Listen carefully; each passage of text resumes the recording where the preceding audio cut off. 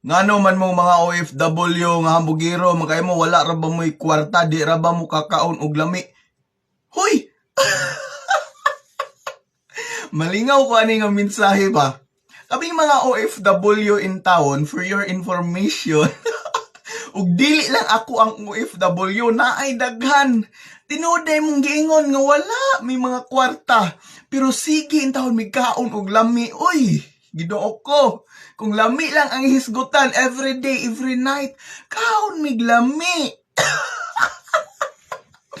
Bisan ka ng imong partner kung makaari nag-abroad nga walay kwarta inig abot dire, makakaon gihapon naglami. Maunay realidad din sa OFW. Busa bantayan ang inyong partner. Og dili na kinahanglan nga padalhan ninyong daghang kwarta. Kay inig abot diri ang lami ra gyud mo duol sa ilaha. Paggikan minyo, pag abot diri single na tungod kay naay daghang lami.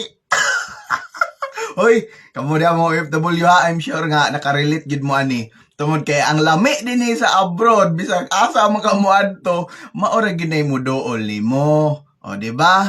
For example, mo ana sila diya sa Pinas, uy, wala man na sila yung kwarta kay OFW ra man na. Yes, tinuod na.